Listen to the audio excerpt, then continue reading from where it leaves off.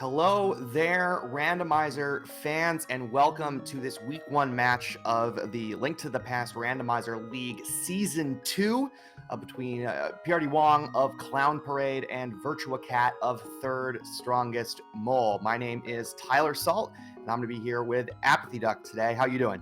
All right, how are you? I am doing fantastic. Looks like we're going to get our race started here in just a minute. This is the second meeting between these two teams so far this week in Week 1. In Week 1, we are playing pretty bog standard seeds. 7-7 open, defeat Ganon, need all 7 crystals, and to defeat Aghanim 2 before can take on the Big Pig. Yeah, it's pretty standard mode. We'll probably be seeing both these guys doing pretty similar stuff to open the seed.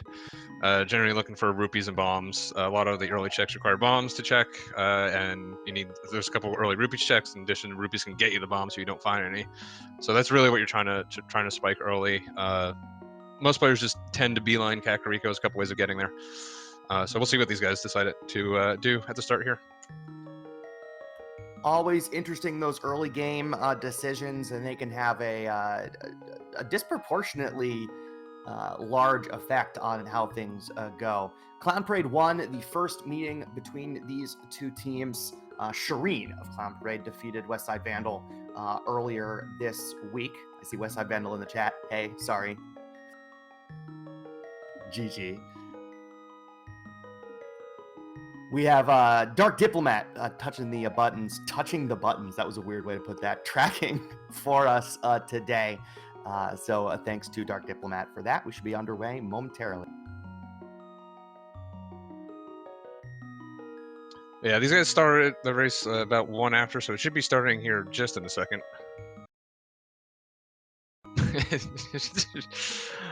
Shout outs to VirtuaCat's name, 3 Drink In. I'm sure that's not actually accurate. I mean, who knows? Well, he told me he was only 2 drinks in, so... And we're off divergence right away. prdwong using the Plague Knight. Sprite finds 300 rupees in Link's house, heads towards Uncle. And right away we get a map check that was a regular crystal at Hera, and I think a red or blue pendant over at Eastern. I did not see what desert was. Yeah, I'm sure our tracker will keep us up to date on there. We rely on them a lot we got a lot to pay attention to, so shout outs to them for keeping us honest. Absolutely. Yeah, it looks like Desert and Hera are both marked as crystals. I believe Desert is a 5-6 crystal? Yeah, looks like it. Good to know. Tier 1 tree pull is 5 rupees, both runners taking advantage of that. Yeah, 5 rupees not really what you want to see, but it's better than nothing. You need 100 for the bottle vendor, which is the first thing you're looking for. Pretty found bombs, so he won't need to buy bombs, but VirtuaCat looks like he's going straight to Kakariko, so he may need an extra 50 just to get bombs to clear out the rest of Kakariko. prdwong found Bombos in the Uncle chest. VirtuaCat saw 50 rupees there on the Lumberjack Labs. Won't be headed back there today.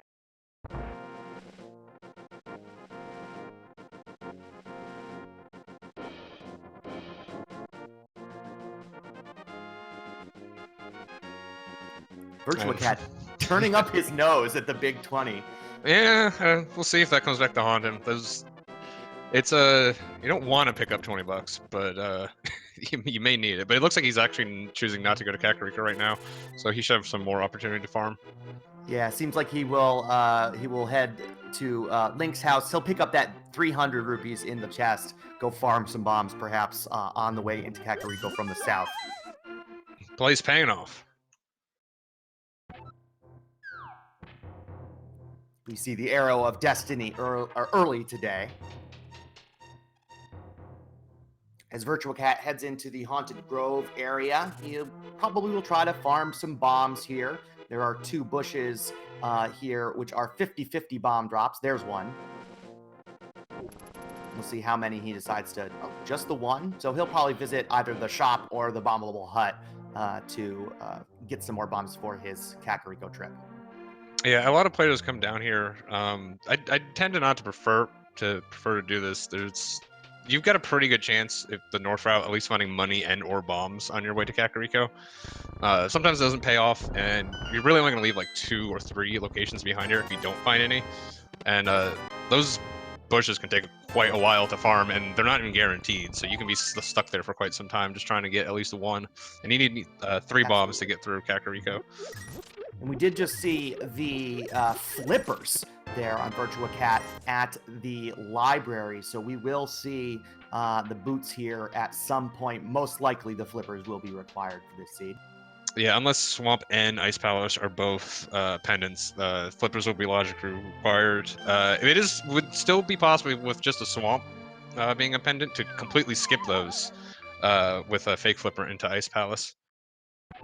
But regardless, these runners are going to want to find those boots anyway, so that they can run all over Hyrule. We saw VirtuaCat pick up a sword in the back of the tavern, and we saw Ether Medallion there over on prdwong's side.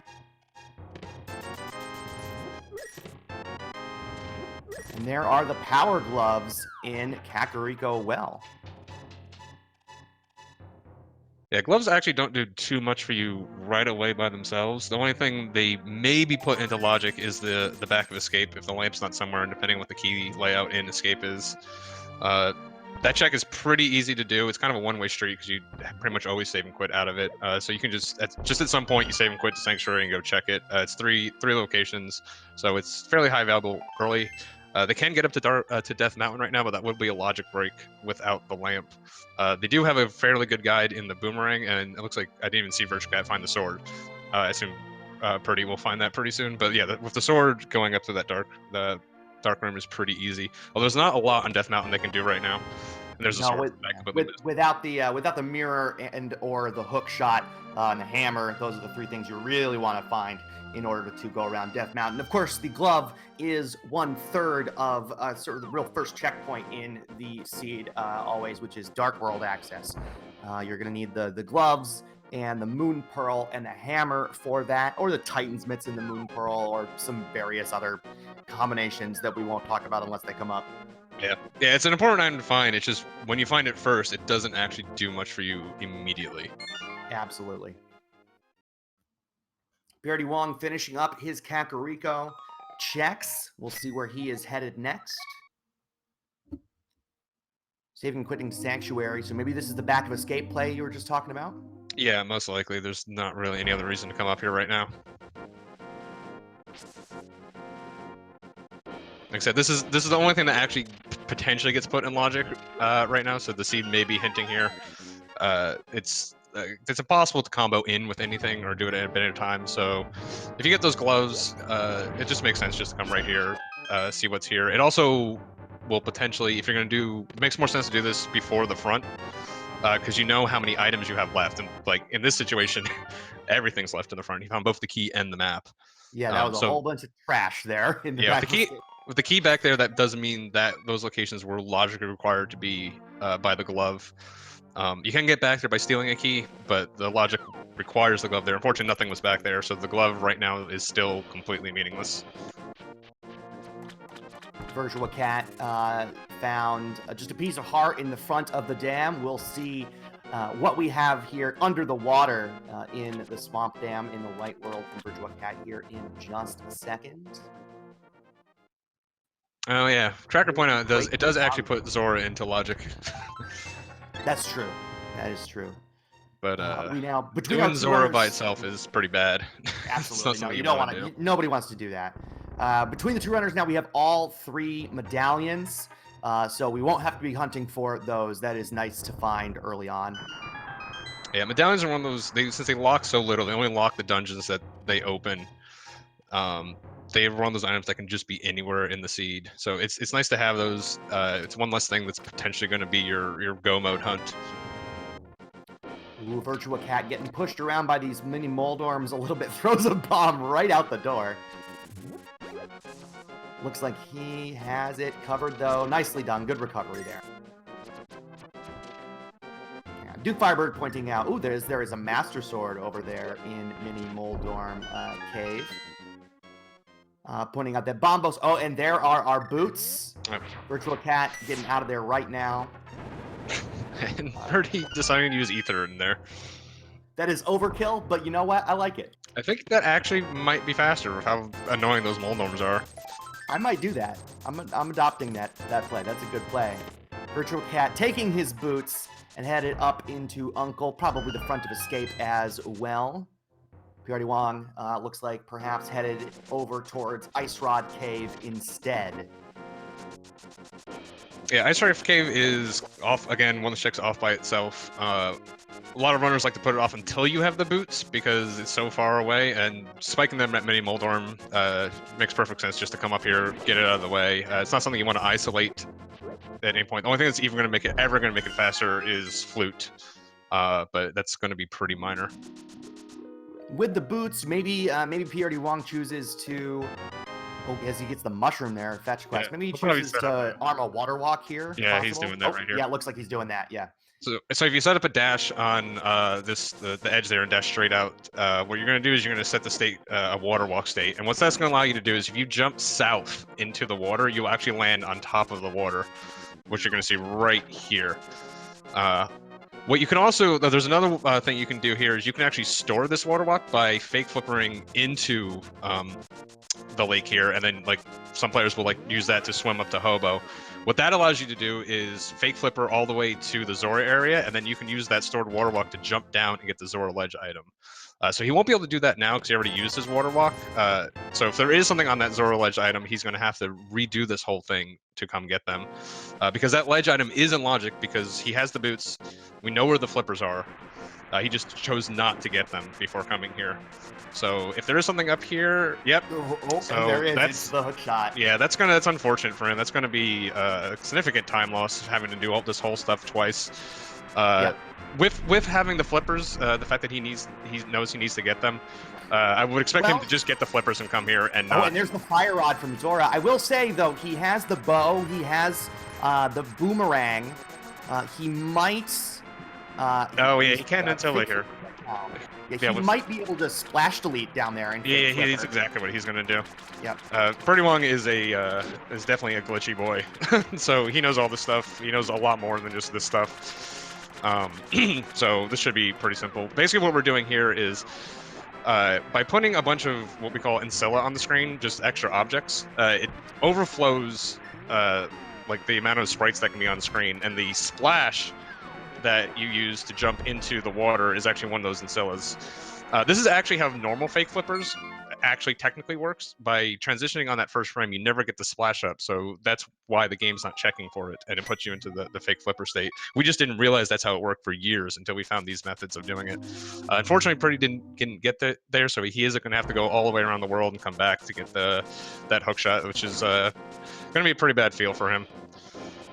But he did at least get the bow and the fire rod for his trouble. And there's the flute in Bonk Rocks. So that makes getting up back to Zora a little bit easier. At least you can flute over to 8 and hop in the water from there.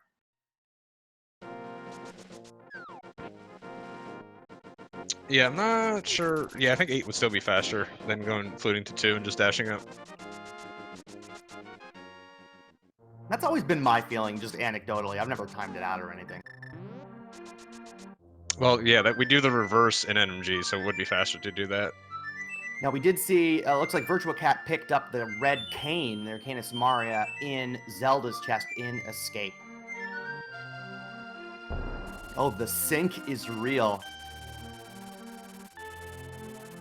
Synchronized ducks. Can I get a honk in chat? I know it's a duck, but honk. No comment. Oh, thank you. Thank you, Dark Diplomat. Honk. Yeah, and both of them just getting the flippers right here. VirtuaCat doesn't actually know about the hookshot yet, so he's effectively gaining a little time on Pretty right here by only going to be single dipping that entire area. So he's going to end up getting his bow, his fire rod, and his hookshot all at once. It's going to be a pretty big haul for him. Looks like prdwong is checking Agina first. Interesting. Yeah, with the flute and the boots, it's pretty easy check. Again, it's one of those things that kind of can get isolated. He also gets the check on Desert Ledge, so he knows he has to come back here yet. So even though he wouldn't be able to get that item, it does give him valuable information. If something was there, he would know to maybe beeline Desert Palace later on. But I believe Which he probably would it anyways, because he's got everything required for Desert Palace besides access into it. But he's got the boots, he's got a fire source, he's got weapons, so on a glove. And the glove, yeah.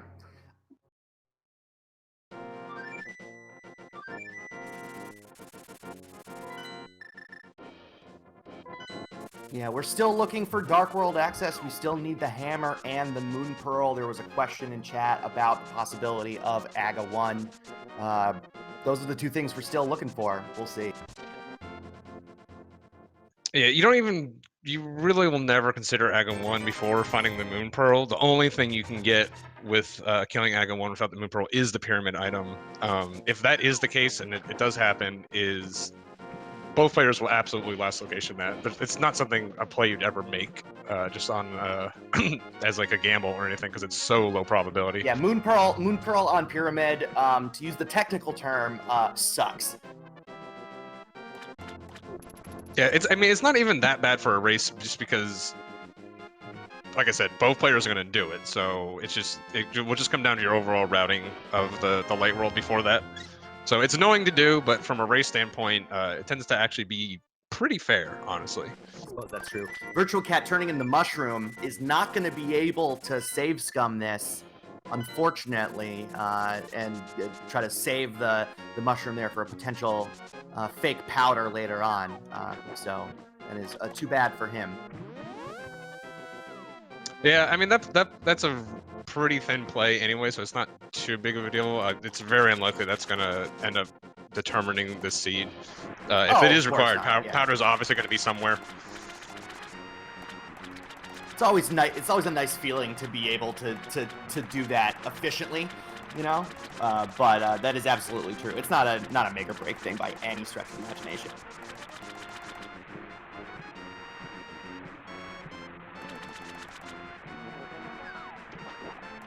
So in case you are just tuning in for the first time to League action, this is Season 2 of the ALTTPR League. This is Week 1 between these two teams, and this is the second match of theirs. The winning team in each match gets 3 points, 3-person teams, and then we'll go from there. We'll play 7 weeks, 7 different modes. The top 3 teams from each division will make the playoffs. First place team will get a bye in those playoffs.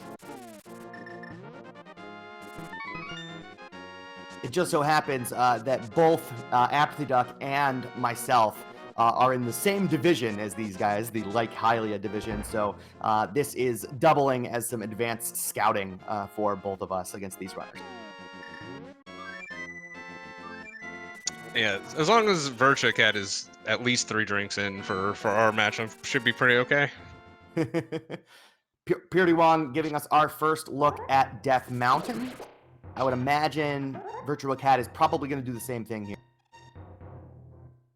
Yeah, so I'm not a fan of what Purdy is doing right here. The old man check is a pretty long check just for one item. He already has the flute. The main benefit of old man is that it gives you the save and quit point.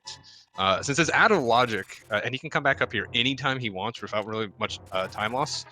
And no matter how good you are at the dark room, it's always going to be faster with the lamp. I tend to prefer just skipping this check with the flute until it's actually in logic and a game kind of forces your hand on it. That's a fair point. Having that save and quit spot, although you can get up there with the flute, is nice because it's a good way to get a full heal right away from the save and quit. It's the fastest way to do that. The back of Saha's closet there, it comes up empty. And looks like VirtuaCat is taking his bow and his fire rod over into Eastern Palace. It is a pendant, but it is full clearable in logic with that fire rod. Yeah. With the exception of the vanilla big key chest, but that is not in logic. But we shall. I imagine that he'd be able to take care of it. Yeah, VirtuaCat's a good player, but prdwong is definitely has the advantage, I would say, in this. So Virtua might be thinking he needs to, spike something in like a pendant dungeon or something to have a good shot in the seed. So it makes sense coming here to Eastern. He's going to be doing at least Armos out of Logic if he decides to go all the way back there. The big... no, excuse me. Armos is in Logic with the Fire Rod, but the big key is not. So it's possible that all the items in here will be in Logic, and Purdy does spike the hammer in Paradox Cave. We're still looking for the Moon Pearl, but that pretty much eliminates it possibly being an Aga seed. Like I said, unless it's the only way it is now is if Moon Pearl is on Pyramid, and again, that's going to be the very last thing they ever do.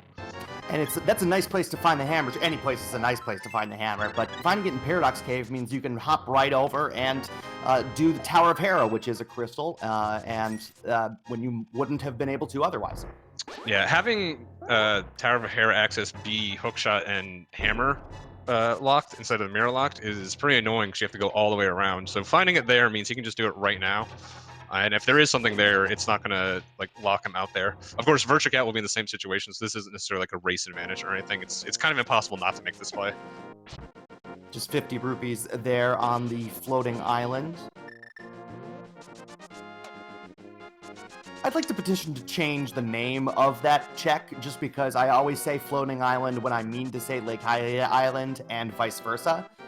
So if we could come up with a better name for that check, that would be nice for me personally. Do you think islands float? I mean, they don't not float. I mean, they very much don't float. I promise you. I don't know. Just like it's in the, it's in the water. It looks like it's floating. I know it's not floating. Oh, all right.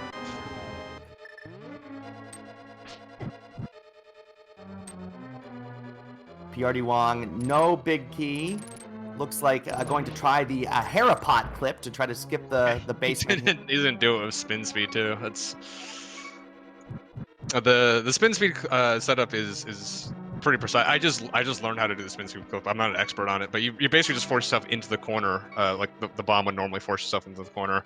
It requires setting up on a specific pixel, but you have to be in spin speed state to do that. So he gets in there with the hook speed. That's pretty good. Yeah, that is pretty showing off. They're doing any sort of bomb clip would have 100% been faster there. Absolutely. But I know he likes doing some of these crazy stuff. So shout outs to Purdy for showing that method off. That was pretty good. Don't actually do that though. It's very silly. I haven't gotten around to learning that one yet. It seems like, I guess it's nice, but you get up there. I'm not one to skip checks in Hera for whatever reason. Well, it's not so if you do the Harapot, it's not necessarily a skip. You can still come back and get the big key. The only thing you're isolating is the big chest. So it's exactly the same as before we had Harapot. You'd see a lot of runners skip items in the basement just because the hiding room is so long. It's effectively the same skip, right? You're skipping one item because if you're skipping that, you note the big key's down there. Otherwise, you're just going to go upstairs, and then you have to go back upstairs to the big chest. But it does give you the information on where everything else is, so there's more checks you can do before you have to go back there. That's a good point. But the downside is just that if you do have to go back in, which Purdy is going to be doing here, not only is he going to have to do tile room, he's also going to have to go back upstairs. And actually, the fastest way back up there is by Harapotting again, although maybe not the way that Purdy did it. prdwong getting the first crystal of the seed from Moldorm is VirtuaCat about to try to take down Armos Knights. Yeah, and this is Purdy. I think Purdy may tend to skip this check. Like I said, I think Purdy has the advantage here in this race, so he's just going to be playing it safe. Skipping something in here is something that definitely can lose him the race, whereas skipping it wouldn't necessarily win him the race. So it looks like he's just choosing to play conservatively here, which makes a lot of sense. VirtuaCat had a little trouble with the quick kill, but regardless, Armos Knights didn't pose much of a problem. Unfortunately, Eastern Palace is a big old bust. Nothing of note in there. Except for the first bottle, of course. Yeah, if that bot, if Sick Kid does have something, and that's the only bottle in Logic, that could potentially be something, but that's very unlikely at this point. Not only would Sick Kid have to have a progression item, all other bottles would have to be behind it for Purdy to completely miss it and have to go over there.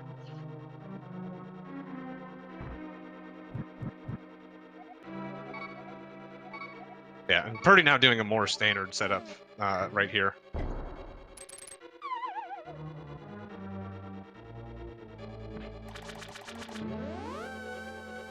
Pulls it off first try, pretty good. But yeah, like I said, this is more efficient and faster to do. Even if you have the big key and can just walk upstairs, it's just faster to come up here. And Vanilla, hey, vanilla moon pearl there for you, folks. well, good thing he came back. I hope you like vanilla. prdwong now with Dark World access, 23 plus some odd minutes in, as VirtuaCat heads into Dark Cross to try to get that that check in there. Not entirely sure. Oh, he never did Spiral Cave. Yeah, okay, so the routing of the top of Death Mountain can be a little annoying. He had Spiral Cave isolated. The way he did it makes the most sense. Otherwise, you'd have to jump down a Spiral Cave and then come back up through Paradox. So he just left this off to the end here. Yeah, this is definitely the way to do it with his loadout. VirtuaCat rewarded with just a piece of heart for that Dark Cross check.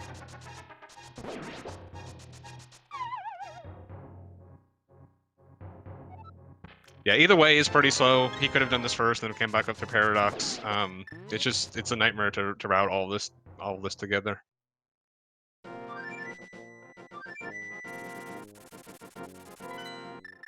It looks like VirtuaCat's gonna be following in Purdy's steps here.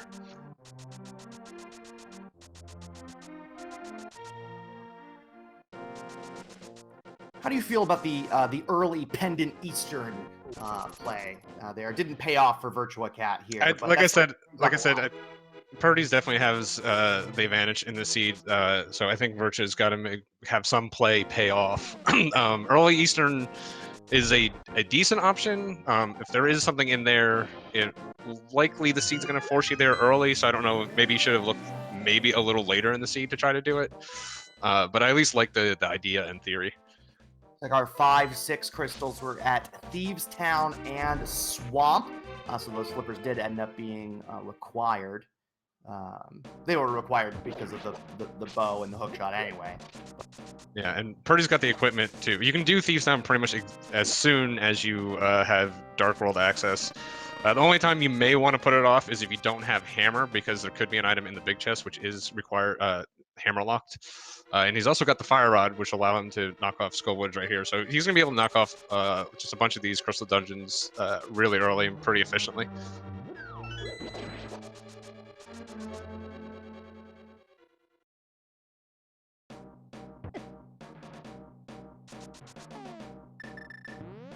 And Purdy's also choosing to do the back of Skullwoods first. Again, if you have the Fire Rod and you know you're going to kill Mafia, so if it's a crystal or it's like the green pendant, you just 100% know you're going to do it. It makes way more sense to do back first than the front, because if you'll get the information what Mafia has, you have to kill him no matter what, and then you have to walk back out anyways. And what that does is the second you find the second item, you can just stop checking. Whereas opposed if you do front first, you pretty much have to keep checking the entire time, because if there is an item on Moth, you're going to end up checking the whole dungeon. So doing back first if you have the Fire Rod makes perfect sense. And that's just a little intentional death warp right there. We don't have the mirror yet. Nice key dash there down the long hallway as well. Yeah, that one's pretty easy to get. All you want to do is just nudge along, just dash so you nudge along the block. That'll set you on the grid perfectly to get a key dash. The only time it goes badly is when our friend Jenny on the block there is hanging out in the middle of the room. Is that the Fire Snake, Jenny in the block? That is the Fire Snake, because it's a Fire Snake and she's on a block. Good. We're good Yes, at names.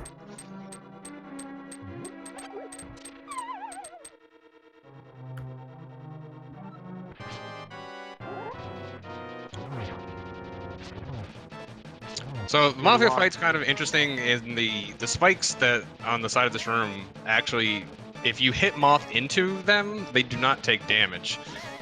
Generally, the strategy you see with Master Sword is with spins, it gets even weirder that you can kind of like double hit Moth into the spikes, and one of those hits sometimes still registers. So it requires 4 Master Sword spins, and kind of the strategy is just to go ahead and spin him while he's in the wall anyways, and just kind of hope the game gives you a hit. Really well executed fight there by prdwong in this video game, which is extremely well made.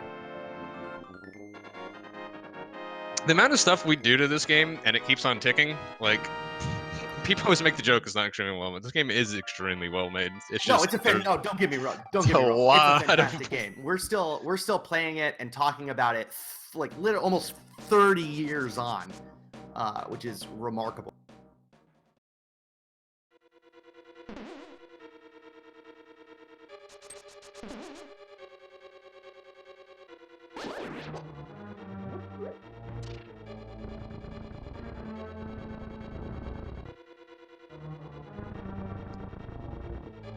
Fortunately, prdwong has to do this the long/intended way here because he has not been to escape to pick up his cane. Yeah, there's a little debate in the community what's the worst room in the game, and Mummy Statue Room is one of the strong contenders for first place. It is a nightmare of a room to do. That one, yeah, no, not a fan. Not a fan of that one.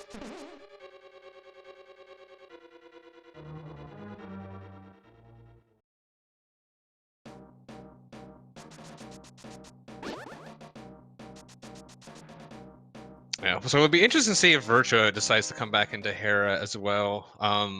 Like I said, he's probably looking to make some plays, and so skipping out on the item may be something he's looking to do, which will be really unfortunate for him because that is the Moon Pearl. That's probably really the only last piece of progression in the spheres he has available to him. So if he bails out on that, he's gonna be running all over the place looking for it. So hopefully he will go back in after killing Moldorm here.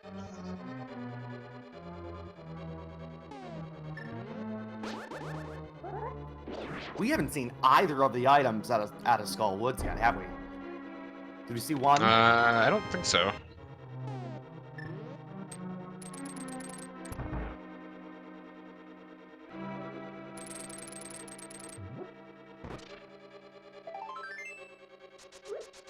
Now, it looks like that is the first item there because he's headed on towards this last chest. This is going to be an item, and it's a shield. So not much of consequence out of Skull Woods except for that crystal. And Virtua is going back in, so that's good. Thank goodness. Yeah, I mean, there's really, he's already done Eastern. He's done pretty much all the other overworld checks. There's really not. This may be his last check. Now that I'm not sure. He's pretty much done. He may not have gone to Agina, but there's so little left. He hasn't gone to Agina. I would think Sick Kid, and then he'd be thinking Aghanim, I would imagine. And so if those are the only options that you have left, then like leaving here without getting the other item is a big mistake. Yeah. Did he do Front of Escape? I don't remember if he did do Front of Escape. That's where the Cane of Samaria. Yeah. So there's so few things left. You're pretty priced into doing this.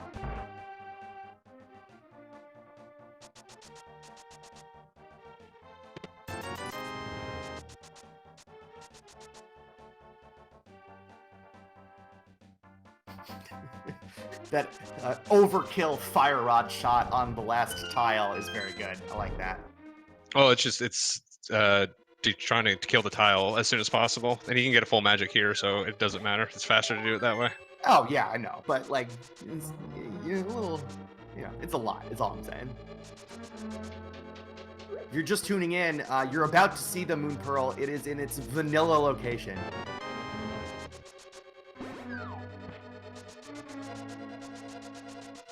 prdwong now in Thieves Town. 4 chests in the front. One of them has to be the big key.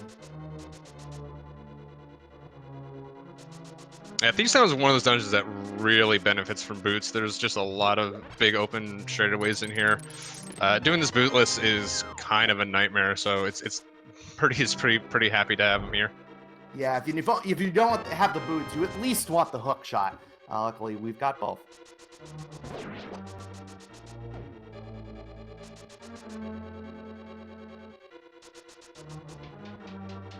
Virtua trying to set up another Hera pot. Doesn't pull it off, just decides to bail on it. Like I said, it is faster, but if you're not expert on it, it just can just be easier just to go ahead and bail on it and just go up the normal way.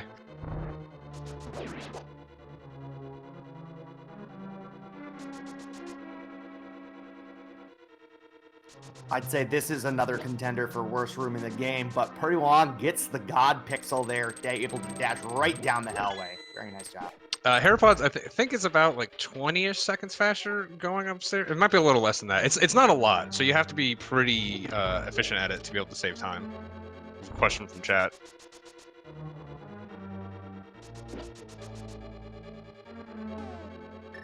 And VirtuaCat, unfortunately, takes a death right there in Petting Zoo. Very unfortunate. F.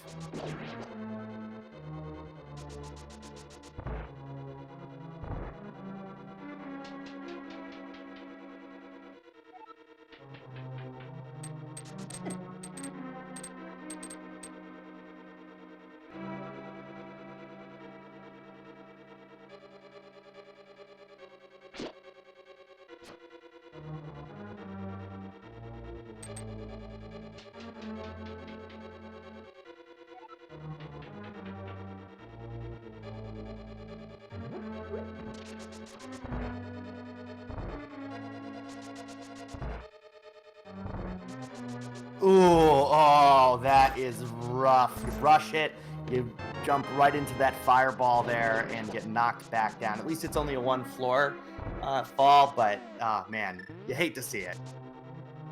Yeah, it's a trick you just have to that can fail just to anyone. Even the top players fail it sometimes. Just need patience. That's what matters. There you go. Yeah, he did have the hook shot, so. It's his Moon Pearl.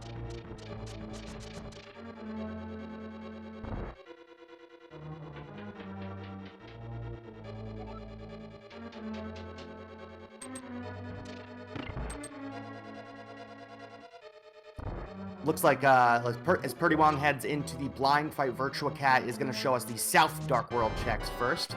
See how prdwong does on the blind script. 1, 2, 3.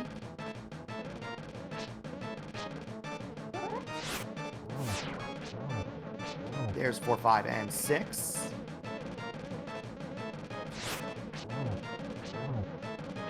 Flawlessly done.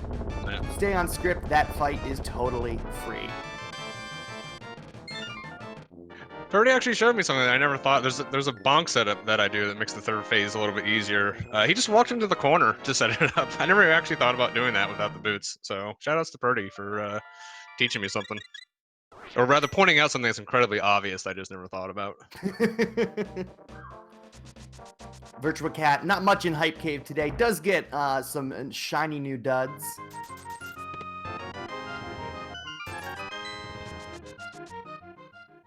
Yeah, and unfortunately, finding that second bottle means that the Eastern play, unless there's something on pedestal, was a complete waste of time. That is bad break for VirtuaCat.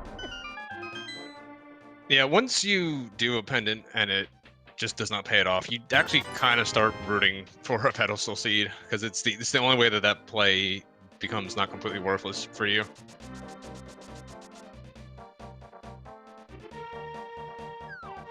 On the dueling dig games here. That should be fun. Yeah. On the flip side, like when you do a dungeon like that, it's only a time loss in the race if your opponent manages to avoid it. If this seed dries up at some point and they really start looking for stuff, which apparently it's not going to. Single dig there. It's entirely possible that Purdy does do Eastern at some point. Maybe look to combo in with a pod play, depending on where all these items end up being. So there'd only be an overall time loss if Purdy does manage to avoid it. Right at this point, it looks probably unlikely he's going to go there. I mean, seeds there's still an ice rod out there. Turtle is required. That thing can be literally anywhere besides on Trinex. So we'll have to see how the rest of the seed plays out. prdwong and VirtuaCat decided to do the smith chain a little bit differently. prdwong taking the blacksmith right away. VirtuaCat going to hammer pegs first.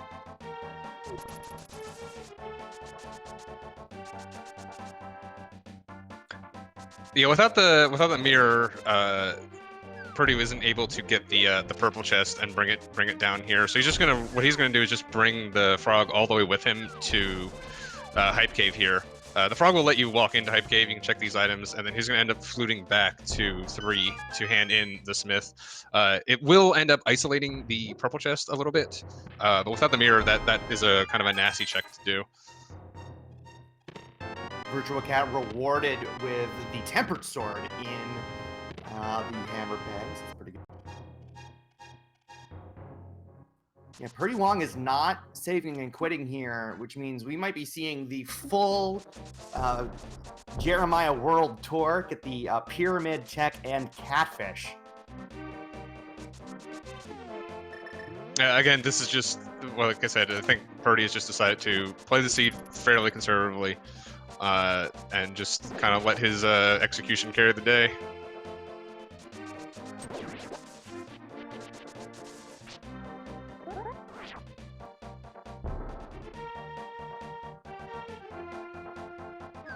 Just some bombs on the pyramid.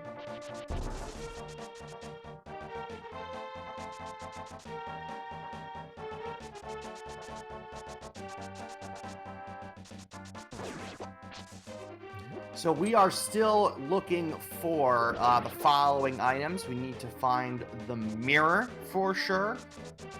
We need to find the ice rod for sure. And in theory, the lamp. I feel like these are, nobody ever is going to say no to the lamp for sure. Yeah, the lamp is one of those items that if you like, the only reason you need it is for a fire source, as long as you can do all the dark rooms.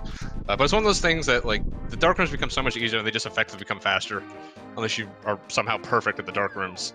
That even if, like, you can, like, see, like, you see it in like K45 or something, just go ahead and pick it up. You're going to save time with it. You're not going to lose time by getting that item. Oh yeah, I'm never turning my nose up at the lamp.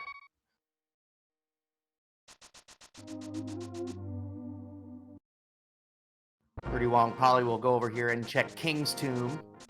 There he goes. With the Titan's mitts and the boots. That is in logic now. This little blacksmith guy's getting a workout today.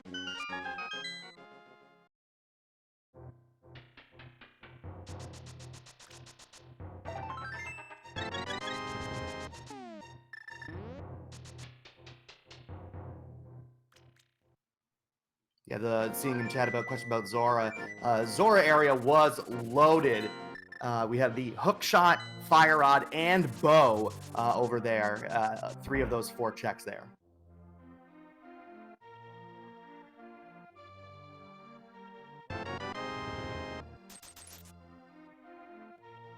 Oh man, I've never seen a bottle before. Here's 20 bucks.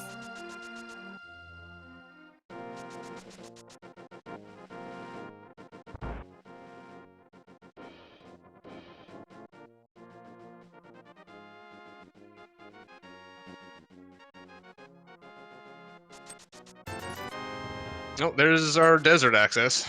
So we'll see if Purdy heads there right away. Dwarven Printers. Pulls out the flute. I imagine he is headed that way. Should be fluting to... Oh, no. Fluting over to 5. He's just going to go ahead and do pod. That makes sense. This is full clearable. Dwarven Printers today. Wordsmiths. Yeah, the dark rooms are going to be out of logic. The dark maze and the pod base... the pod basement with the rupees are not too difficult. The turret room can be pretty difficult, but he does have the fire rod that he can use to illuminate that room. There's a bunch of easy setups to light that torch when you first come in, so it's not going to be a problem for him. So this pod should be fairly straightforward, even though some of it is technically going to be out of logic right now. But again, Purdy is, at this point, does not even care about the lamp. He's just going to, it's not even like a thought to him. If he sees it, he'll get it, and he'll be happy for it, but he's not going to worry about it.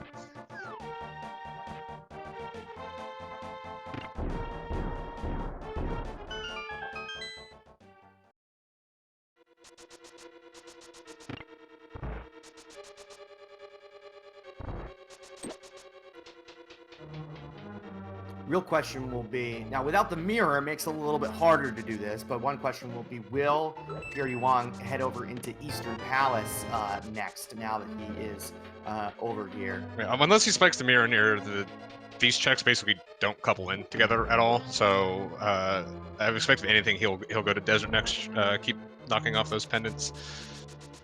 That would be what I would think as well.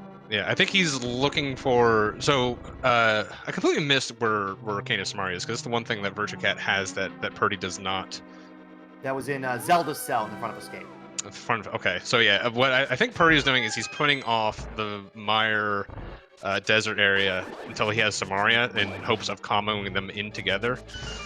That Zelda cell item is a pretty big advantage for VirtuaCat right now, with the amount of stuff that Purdy has to do, which, by the way, very nice Mimics room right there. But I was saying, the amount of stuff Purdy has to do, it's fairly unlikely he's going to be prioritizing the front of Escape at any point. He does know there's there's going to be 4 items in the front, including Dark Cell, so it is fairly loaded.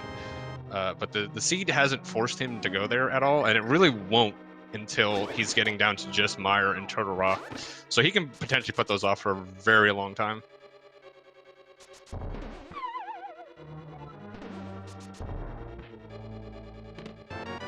VirtuaCat doing a pretty good job there, taking down Blind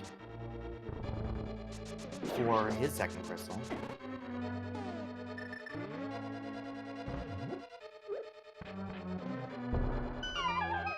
Looks like he'll be headed into, oh, faked me out there. Thought he was headed into Skull Woods. He's going around. It's going into Skull Woods this way. Or Gonna check Bumper Cave first, maybe.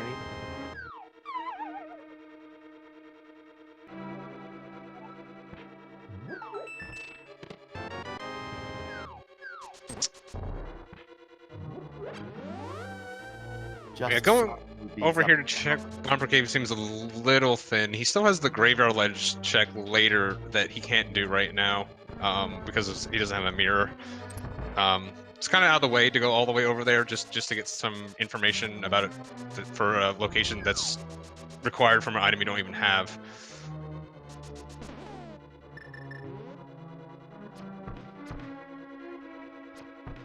And Purdy playing the archery contest. Whap, whap, whap, whap, whap, whap, whap, whap, whap, whap, whap.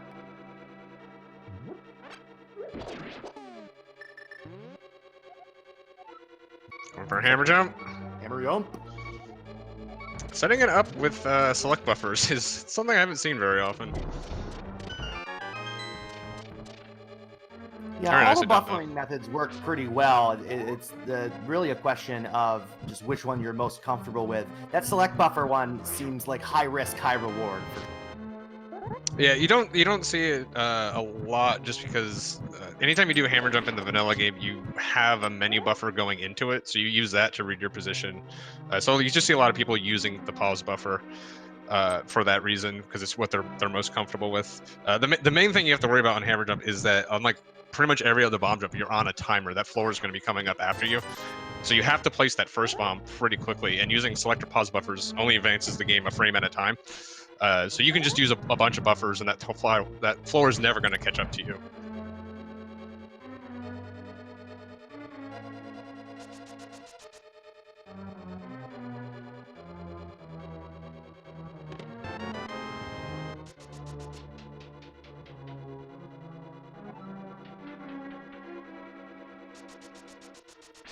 prdwong turning up his nose at those torches. I don't even know sticking torches. I'll just do this in the dark. Whatever. Yeah, it's pretty straightforward room. You have to use an extra menu and everything to get to it. So.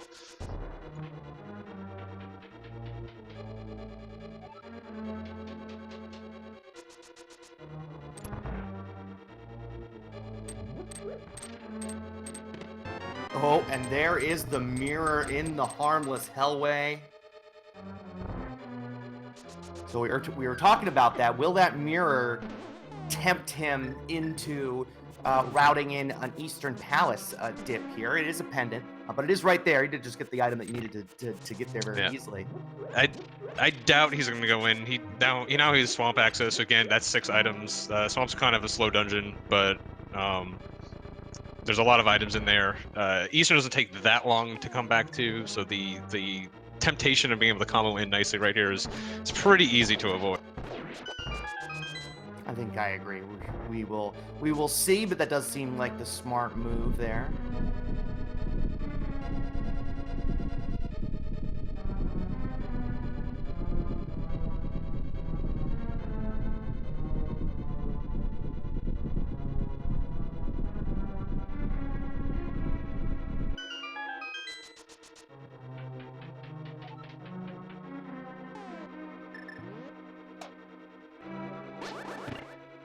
There's a question in chat. If Aghanim's Tower is the only one dungeon that actually requires a lamp biologic, Turtle Rock also and Misery Mire also require the lamp biologic.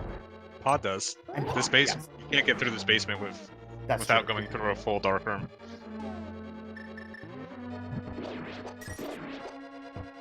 And Mire. Pretty much the only dungeon that you can potentially complete that you couldn't complete before with the new Fire Rod logic is Eastern, and that requires specific big key layout because you can't get to vanilla big key without the lamp logically. Correct.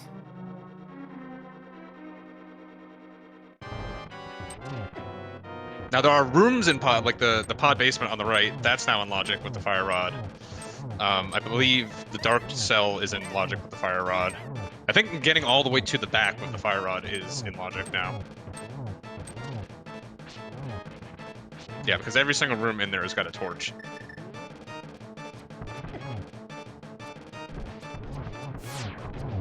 Pretty hopping just to use arrows on Helmasaur King. Helmasaur King cooperating there for the regular arrows right into the face. Very well done there.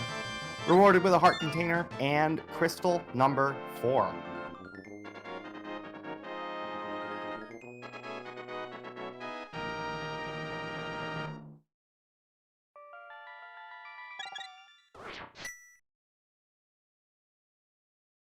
So right now, I believe the only thing we are actually looking for now at this point is the Ice Rod.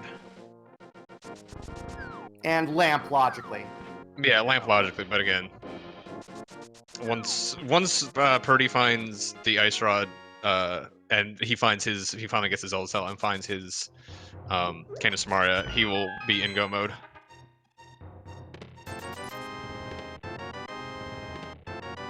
I don't expect Purdy to be putting off Escape for that much longer. Again, it is 4 items. He's been playing fairly conservatively. A lot of times in races, if you make a skip like that, you tend to tend to put it off. But I think in his situation, it makes sense to go back there sooner than later. Looks like Swamp is on the menu first, though. Don't blame him. 6 items. It is a crystal dungeon. Full clear. Yeah, it definitely. When I say that, it does make sense to at least knock off these crystal dungeons first. I expect him to do both Swamp and Desert Palace before he actually decides to turn back up into Escape. But if he did Swamp to Desert Palace, probably with the Mire checks as well, into Escape, that seems like the most likely routing for him. There's not a lot of other high-value, dense locations. It's the densest location that he's basically abandoned, besides potentially like Eastern Palace. Yeah, so I like the I idea. expect him. Yeah, I like the idea. You do Swamp, then head over. You grab Bombos Tablet. Once you're out of Swamp, then head over. You can get the Pyramid Fairy, because Swamp is the other 5/6 crystal, along with Thieves Town. Then mirror over, do the front of Escape. Yeah, we'll see if VirtuaCat decides to dip into Turtle Rock here. Whether or not he does, he's just opening this up. It just makes sense to always open it up the first time you're up here. It looks like he's just going to put it off for now. Since he has everything to complete Turtle Rock right now, again, if Virtua is thinking he needs to make a play, doing Turtle Rock this early looking for the Ice Rod is definitely an option to him. He can try to hit a home run that way and try to make up a bunch of time. That always, there's always a gamble. It always seems like there's gonna be something there, but man, it feels bad to get to the end of Laser Bridge and you're like, well, I don't have the Ice Rod, because it's not any faster to get back through the second time.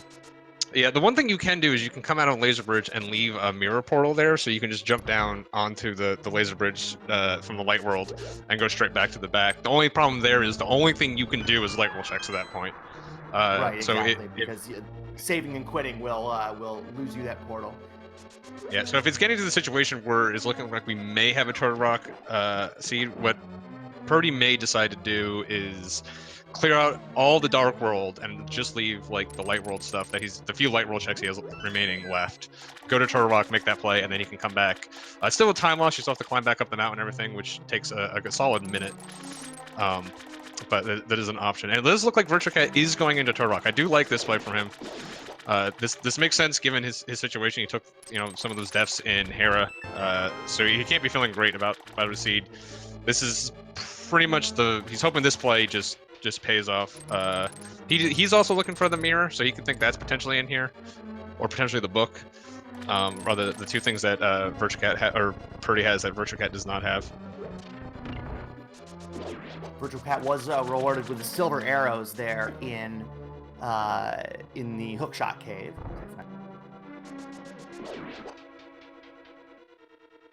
Yeah, prdwong is an ice rod away from go mode. I'm sure he would love to find either the silver arrows or another sword, but he should be perfectly capable of taking on a master sword swordless cannon. Nobody look forward to that, though. I believe the other sword was in Zelda Cell, so he doesn't know it, but he's pretty much guaranteed to run Zelda Cell in the front of his cave. Well, I think I don't remember a sword being down there because the tempered sword was at Hammer Pegs. Oh, Hammer Peg. Okay, that's right. All right. That's true. Yeah, I'm being reminded that he needs the Cane of Samari. I was forgetting about that because we know where it is. So. Yeah, I was just going by process of elimination of where things that Virch had done that Purdy has not done yet. It's one of the few places that I remember.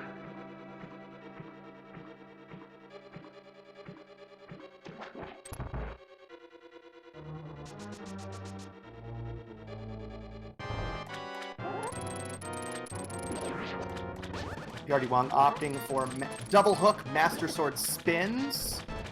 Doesn't quite get that second one. Yeah, this is a very good option on Master Sword Argus. The optimal strat here is this basically makes this boss one of the hardest in the game. If you've ever seen a zero cycle, it's similar to that, but you end up, since you don't kill him with one hook, you pull like 3 puffs at a time, and you try to like double hit him, and then you spin him. Like it's ridiculous to see anyone pull it off. There's only zero cycle with the dash strats is extremely impressive looking.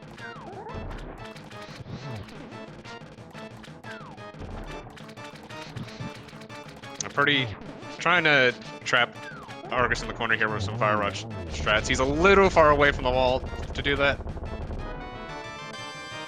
It is possible to one cycle him there with Fire Rod and Master Sword, but it is pretty difficult to pull off. Not quite as difficult as the first phase, but it is certainly not easy. So I imagine prdwong is going to head right back into Swamp Palace. I lost track of items, but we'll see if he's going to head back into left side, and he does. Yeah, again, Purdy has just been consistently playing the seed very conservatively. So going back in, not abandoning something here. Again, this is not a... The thing with skipping, people always say like, oh, like, you know, the gamble is like skipping this location or this location. The thing with skipping locations is it's fixed upside, or fixed downside, but like unlimited upside. No, sorry, that way. Fixed upside, but unlimited downside. So if there is something there, you could potentially full clear the seed before finding it. Whereas if you do it, it's like, you know, this one's like 3 minutes, but like Hera is like 30 seconds. You know what your downside is. So if you don't think you're going to lose the seed by 30 seconds or by that amount of time, it makes a lot of sense just to go ahead and do these things. Yeah, I'm very much a don't skip left side swamp, don't skip Hera basement, just get it out of the way, because if you you're going to regret skipping it and something is not there, or skipping it where something is there. You're going to regret that a lot more than you're going to regret doing it and finding nothing. Yeah, the way, if you feel like you're an underdog in a seed, especially by like several minutes, the way you overcome that isn't actually making a bunch of skips. It's by doing stuff that you think the other player is going to skip. So like the quote-unquote conservative thing can actually tend to be like the riskier thing to do. Granted, top players know that, like Purdy, and then so they will also, just to counterplay that, will just play very conservatively and not skip anything. So just becomes a prisoner's dilemma sort of thing. Yeah, it does. But tried there to to get a hook shot over there south from there. It's something that I just saw for the first time yesterday in a race. I hadn't seen that before. Able to hook shot over to that middle platform from the top.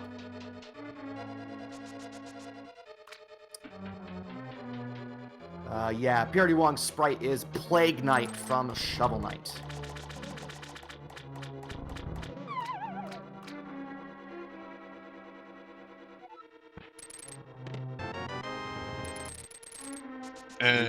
Hate to find the big key over there in left side swamp. Yeah, unfortunately, VirtuaCat looks like he has gone the wrong way in this dark maze. It's just a floating platform. Basically, all you have to do this one is just memorize the inputs. The problem is if you get a little lost, like what Virtua has done, it can be quite the nightmare to kind of like get back. It looks like he's reset it now, and he should be able to get there normally. There he goes. Right? Nope. Ugh.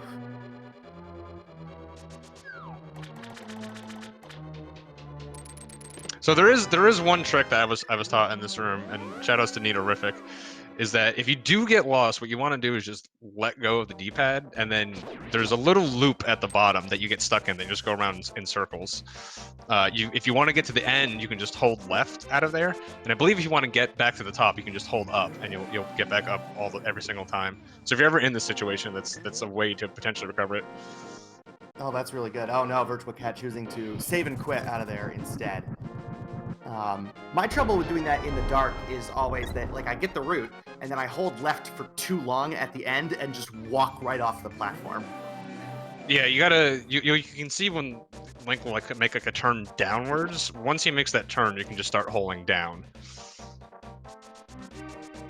So yeah, it's basically like you have to go right first, then you hold down. That'll get you to the middle platform. You just go right, pick up the switch, come back, and then like you got to go up a little bit, go right, and then you can just hold left. Like once you kind of turn down, you can just hold left for the rest of it until the very end. If you keep holding left, you will walk off, which pretty much everyone has done. Oh yeah. Oh, well, that's a fun place for the shovel. If you're gonna find the shovel, right, that's not a bad place to find it.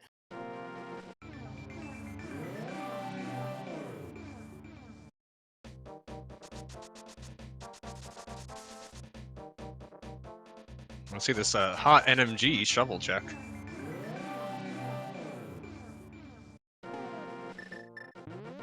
So we see just a piece of heart there, and VirtuaCat heading into Misery Mire. Logically not completable, but if he knows the basement dark rooms, he should be able to manage. Yeah, the Mire basement dark rooms are probably the most difficult dark rooms to navigate. Save for maybe pod basement if you're on like really low, if you don't have like a sword or something, then that room is effectively impossible at that point. They're a little tricky to get through, as long as you kind of have decent setups for placing the Samaria block on the switch. And there's a couple ways of doing that. They're not too bad. The only other issues tends to be the spike in the first spooky room. That tends to damage you when you're blind. So you do need to have somewhat of like good health going in there. And then of course you will have Vidi afterwards, but VirtuaCat's got the silvers right now, so that's not gonna be an issue. We saw prdwong try to set up for the bomb dupe, but unfortunately got hit. Oh baby! Right at the beginning of his dash. Oh, here we go. Oh baby! Always worth trying once. Maybe if he was 5 drinks in, he could have pulled that one off. Waterfall Fairy coming up short. prdwong is going to be headed into escape here in a second. Pulls out the mirror. He will be getting his Cane of Samaria.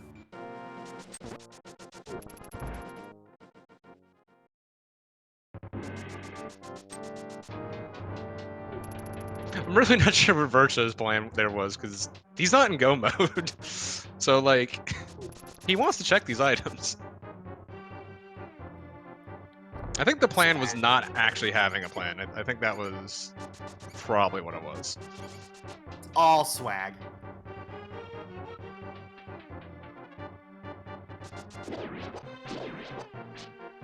Well, there's that cape that we know is not going to be useful for anything except for being a cape.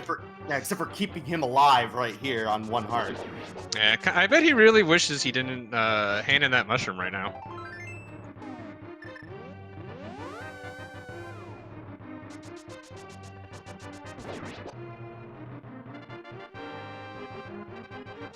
Hey, if you never plan, your plan can't go wrong. Ooh, as VirtuaCat takes a tough death there.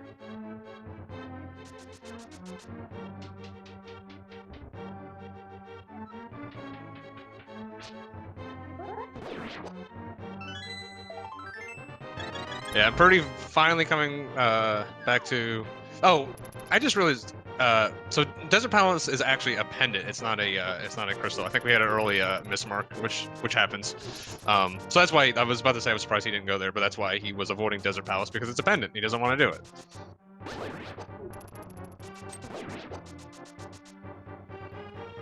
So yeah, this makes sense about when I thought he was going to do it. Just I thought he was going to do desert because I thought it was a crystal. But yeah, he's kind of following the game plan that I thought he was going to. No worries, no shade, Dark Diplomat. It was red. I understand. Yeah, no, buttons is hard. Like I said, I got completely. I didn't even see the map. That sounded even shadier, and I really don't mean it that way.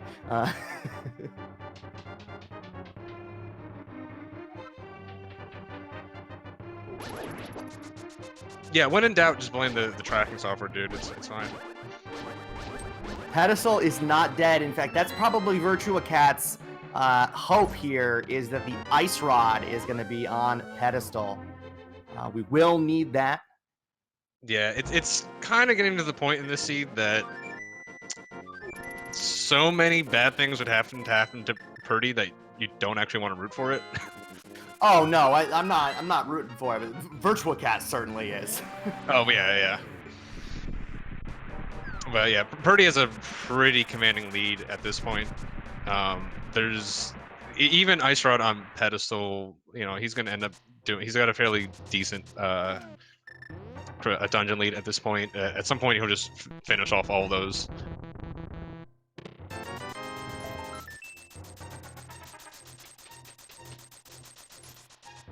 And it does. Ped is actually in Logic right now. Yes, it is. So that is a play that VirtuaCat could potentially lean into. Probably is, like you said, probably is his best bet. We'll see if he decides just to go ahead and throw the Hail Mary.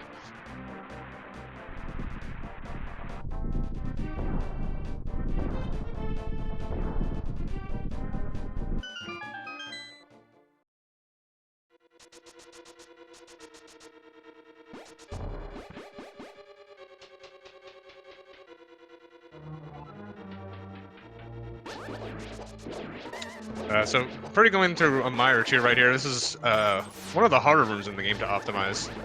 Purdy doing a pretty decent job of it.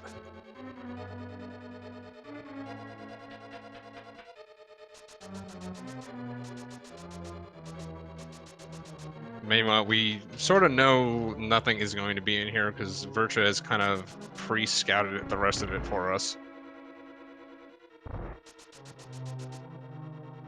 Potentially see Purdy try to go for the God Mode Mire here, but again, he's been playing fairly conservatively. Oh, there wasn't even a Big Key. Okay, I have no idea what VirtuaCat was doing. I just assumed Big Key was up there. So that was 100% for the memes earlier.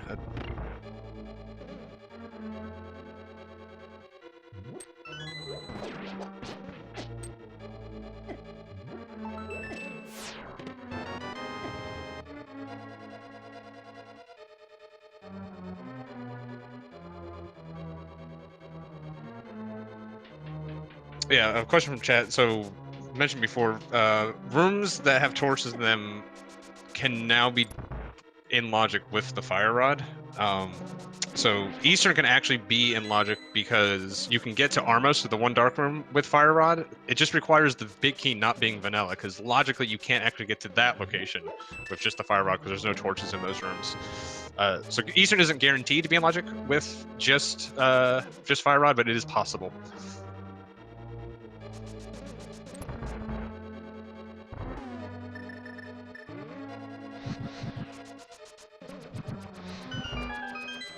We live to serve.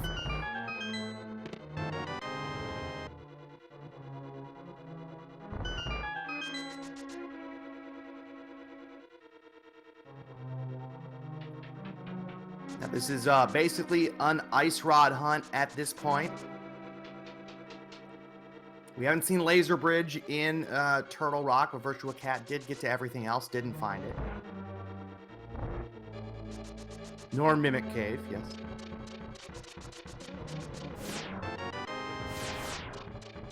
As VirtuaCat is navigating the mire basement in the dark. Ooh, oh, that's rough. That first part is, I think, the easily the most difficult part of doing that in the dark is getting that block on the switch. There are some setups to do it, of course, but if you're not familiar with them, it is very tough. At least with the spike in the room following, you've got some audio cues that'll help.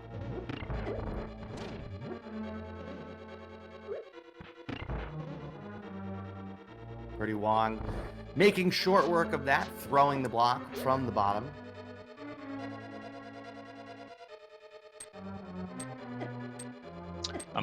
I'm looking forward to this spooky in the dark right here. Come on. Oh, pretty disappoint me. In all reality, that getting spooky in the dark is nearly impossible with that spike bouncing back and forth.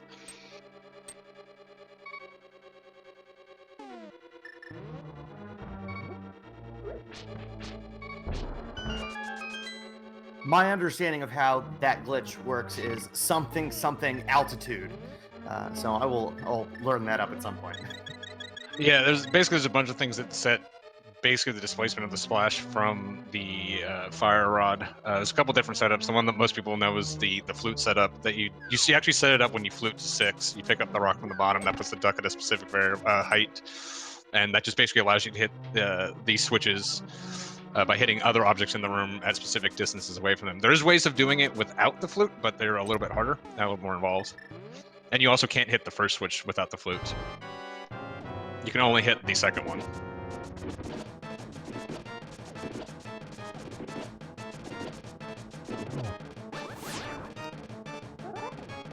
One check that I don't think that we have seen is Spike Cave. That seems like a really interesting location. We'll see which one of our runners gets there first. Yeah, well, I don't believe Purdy has done any of Dark Death Mountain, so when there's still 6 items up there for him to find. So I would expect him to just go ahead and knock that off after he does those checks, and then maybe potentially go into Turtle Rock. It can still actually be VirtuaCat out. Unfortunately, was not able to get the Laser Bridge, so it can still be in Turtle Rock.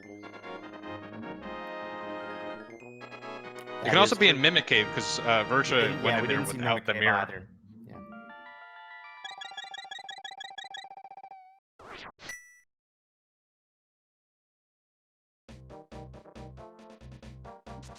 Yes, at this point, prdwong has a pretty solid lead here. 6 crystals to VirtuaCat's 3.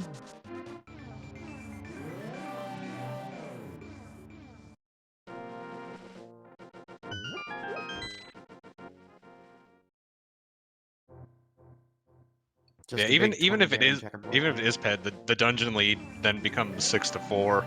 So again, Purdy has a pretty commanding lead in this seed at the moment.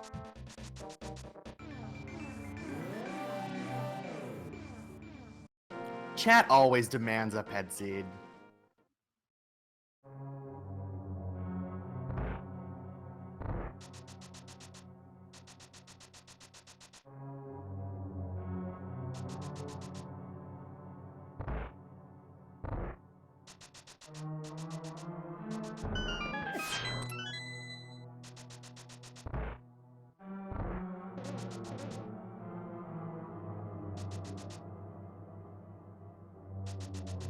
VirtuaCat is finally making his way into pod. It's interesting that he did put this off for so long. Again, I think a little bit trying to make some Hail Mary plays with the Turtle Rock and the Myra plays.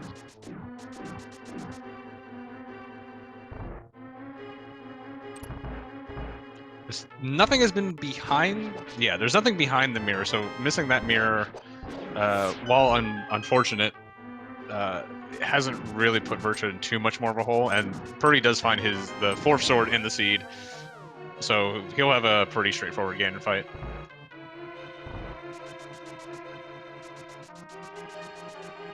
Right, those silver arrows were in Hookshot Cave. He is almost certain to, unless he finds the ice rod here in Desert, almost certain to check Hookshot Cave. While he heads up towards Turtle Rock. Oh, and there is the lamp. It's been in the desert big chest the whole time. Yeah, I wouldn't expect if he's making the Dark Death Mountain play literally right now. Oh, nope. Okay. But yeah, there is 6 items up in that Dark Death, 7 if you include Spike Cave. So pretty high value. I think he may be going. Yeah, because he's got the cape now. He's got the mirror. He hasn't checked North Dark World. We know the Bumper Ledge is nothing. Graveyard's Ledge still is a spot we haven't seen. We'll see if he checks hammer pegs too. I imagine if he does, he will turn up his nose at that gold sword. I know his fantasy owners would definitely like him to do that. Yeah, no one likes gold sword. Whatever, I like gold sword. It literally only saves time on 2 boss fights. Yep. And even then, barely. You are right. I'll take it.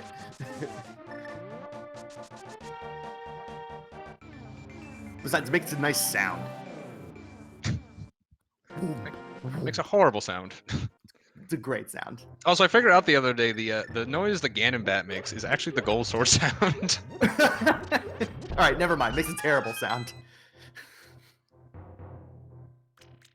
Yeah, we'll see if Purdy turns back around to hammer pegs right now. Probably. If he's going, well, not actually sure.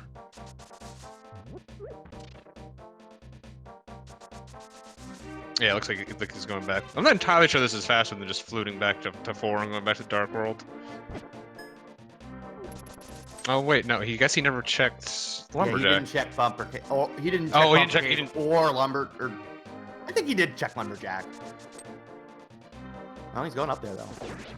Yeah, it's interesting to check it now. Usually, a lot of times you see players just go ahead and check it with Bonk Rocks, which we know he did because there's something in Bonk Rocks.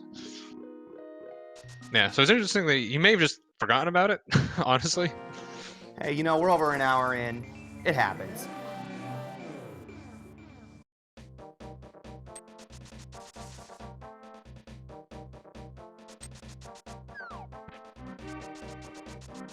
Doesn't even look at Bumper Cave.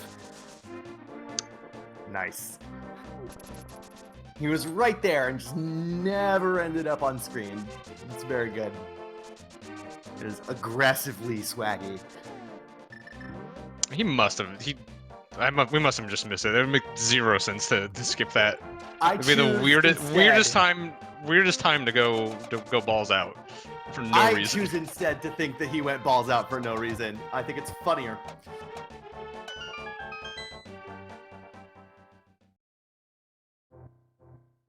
Birdie, no! Ha ha ha! Suck it, fantasy owners. It's not for the fantasy. It's for respect.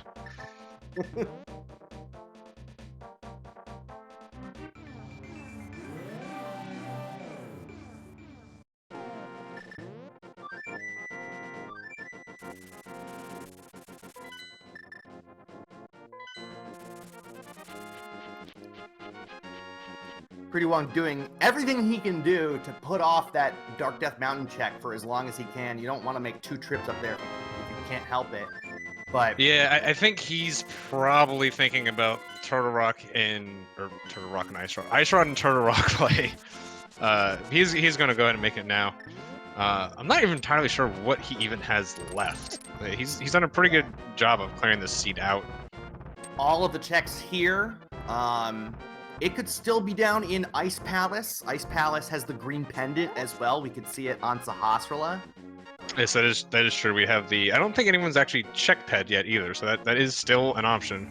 It absolutely is. Looks like prdwong is going to do Spike Cave first before making his the rest of the trip up the mountain. That makes sense. Except he never checked ether. Ooh, I would that's think true, do too. this last. Well, I guess you just do this. I wonder if he's just gonna walk out of here. That's sort of what I was thinking. Yeah, this is just basically this isn't actually comboing in with anything anymore. This is just sort of here. Well, like you can do it with you do Dark Death Mountain and you just come back over. Yeah, it looks like he's just gonna walk out. I don't know if this is actually gonna be just because save and quit. We'll just put him right back in Old Man Cave, which is basically where he's gonna end up being after this mirror. Yeah, you gotta activate the cape first.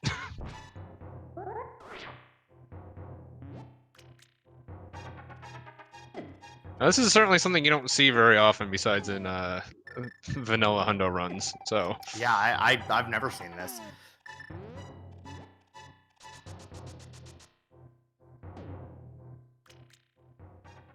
yeah, the problem is once he mirrors here, he's basically where he would have been. And he's gonna come back, yeah, because he just does want to check this ether tablet. I think just the save and quit would have been better. Yeah, especially with some of the health. issues he had coming out. That was a fairy bonk rock. It'd be fine.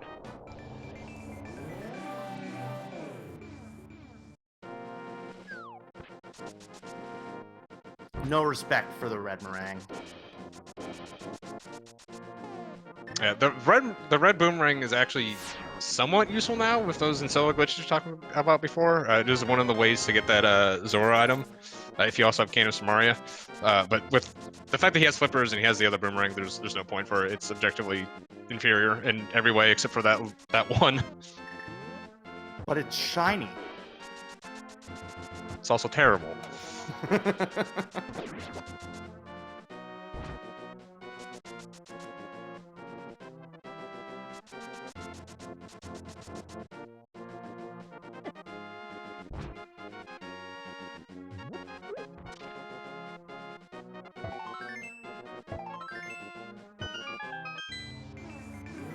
So yeah, at this point, I fully expect Purdy to just go ahead and just do Turtle Rock right here.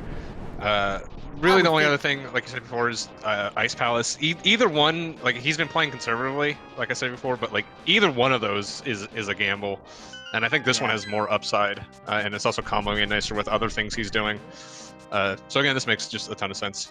Yeah, I agree. He'll obviously check Super Bunny and Hookshot first. He will be rewarded with his silver arrows. We have seen all of Turtle Rock except for Laser Bridge. VirtuaCat didn't have the lamp, and I was unable to get through the Samaria block maze in the basement. And Mimic Cave, because he didn't have a mirror. And Mimic Cave, yes. Because he didn't have the mirror at the time.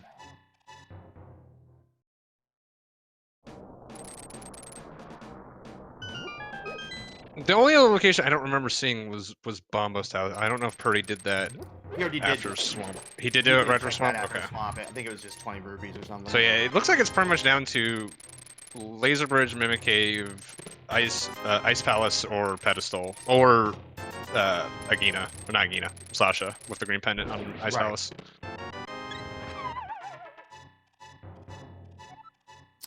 One silver arrow to the face takes down Helmasaur King for VirtuaCat. He is now on 4 pendants, or 4 crystals, excuse me.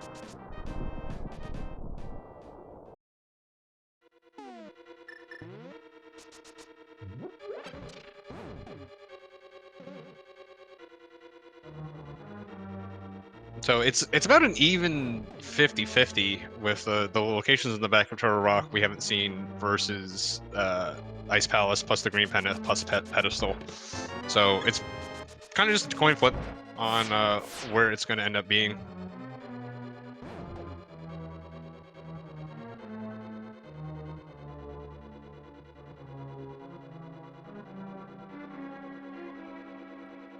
Jake Bob asks, what was in Eastern?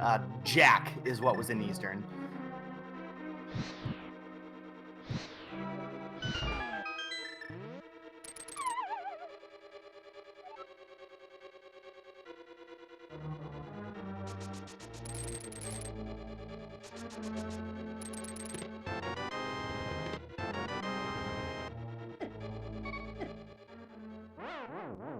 Smart death warp there. Yeah, just up and take the death warp. A lot of the vanilla strats for Turtle Rock rely on prize pack drop manipulation, and unfortunately in Randomizer those prize packs are randomized, so you can't rely on them to kind of get you through the dungeon. So like in a similar health situation that you would be in like vanilla, Turtle Rock actually tends to be a little scarier in Rando for that reason. I'm still in the process of learning the NMG run, and I have not gotten there yet. So I'm good now. Prize pack manipulation. Yeah, it's a lot. If you're just starting out, you're probably picking up powder still, so it's a lot less important in that situation. Oh, because for sure, Turtle Rock is just filled to the brim with fairies, so just powder everything you see, you'll be fine. That is what the powder is my favorite safety item because of that, because you can use it here in Turtle Rock and in Ganon's Tower as well. Really, really helpful to be able to fill up on those 2 fairies right before Moldorm.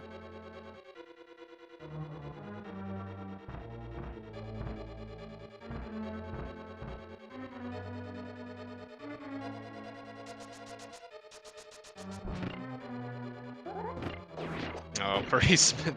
Getting the yield spin on the switch with that top left RNG on the Pokey one there.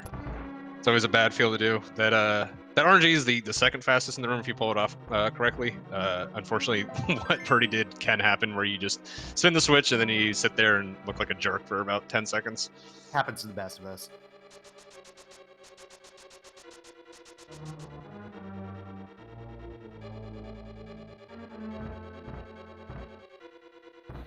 Just to reset here, if you are joining us recently, this is a Week 1 match in the ALTTPR League Season 2, a 7-7 defeat Ganon open seed between prdwong of Clown Parade and VirtuaCat of Third Strongest Mole. Winner gets 3 points in the Lake Hylia division of the Light World Conference.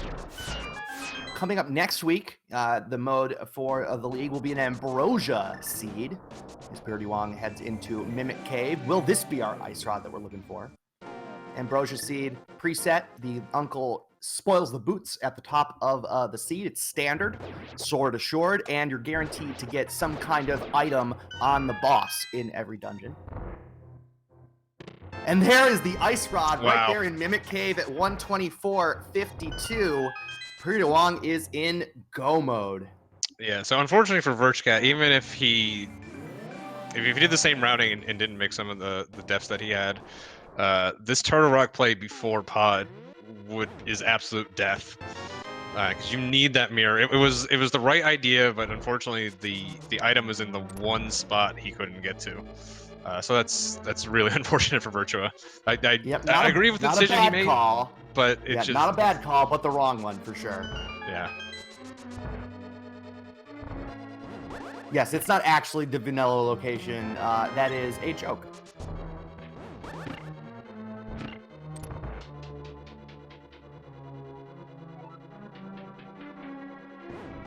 Of course, Purdy also coming up here with the lamp, so he's going to have absolutely no troubles in getting through this room. He will have to dip Lizard Bridge looking for the one key, but he will bail the second he finds it, because there's nothing in the world this game could possibly give him right now that he would even remotely care about.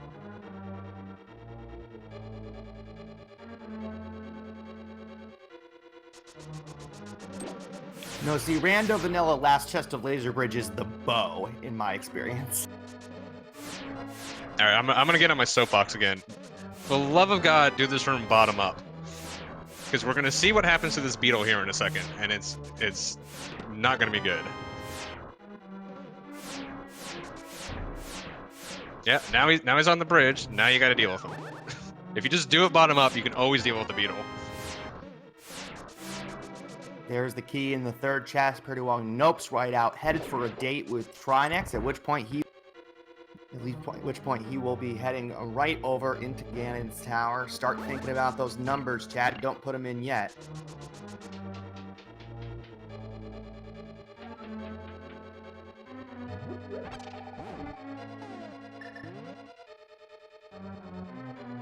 Well, this Trinex fight is going to be really straightforward with Gold Sword. Gold Sword is the only way you can actually zero cycle Trinex looks like Purdy is going to be going for it, so it's just going to be Ice Rod and then 3 slashes to each head. Fortunately, he let the Firehead get a little far away from him, and yeah, it's not really able to slash it through there. Oh, and everyone's favorite, the Ice Rod shooting through the head. That is just the best. Now he's in a little trouble. Alright, he still have enough magic to finish this off again. He can just be able to do this with 1 Fire Rod shot. But now he's in trouble. Well, he's got a green potion. He does have a green potion. He is. I wasn't sure what his potion situation was. Oh no! Now, okay. Now he's in trouble. That is really, really tough death. Get your Fs in chat. At least you don't go all the way out here. You're at least by the big chest. Yeah, because he did do Mimic Cave, he does have this this backup point. Yeah, the nice safety strat, if you are not quite as good at this as prdwong is to take that bombable wall at the bottom of Laser Bridge. Just pop out, pop back in. If you die, try next year right there. Yeah, it's really good. It's a really good safety to take. You'll even see like top players take it if they're going to go into a low equipment fight. Well, VirtuaCat is fighting Argus. He's going to have a much easier time with this with Temper Sword. It's just going to be 1 slash per puff over here.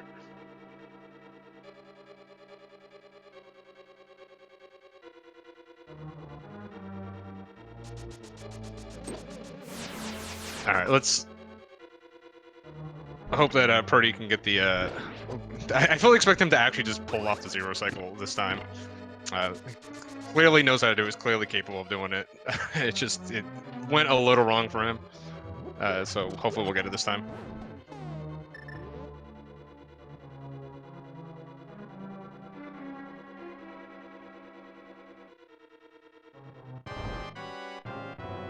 Oh, and it's just opting not even to do it. Just going to do front door strats.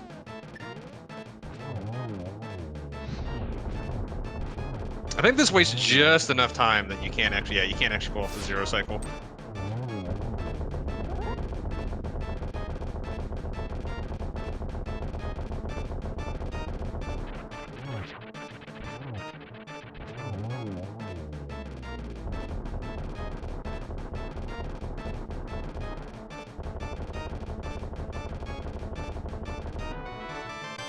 And the mirror shield.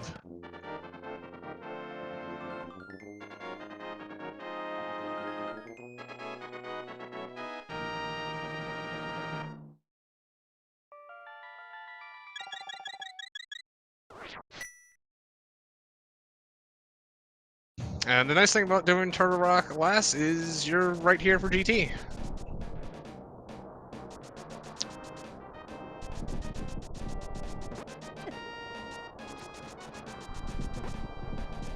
What is your what's your go-to number? I do not have one. That is fair. I always guess 1. I want to get it. I want to know whether I win or lost immediately. Sure, we'll go with that.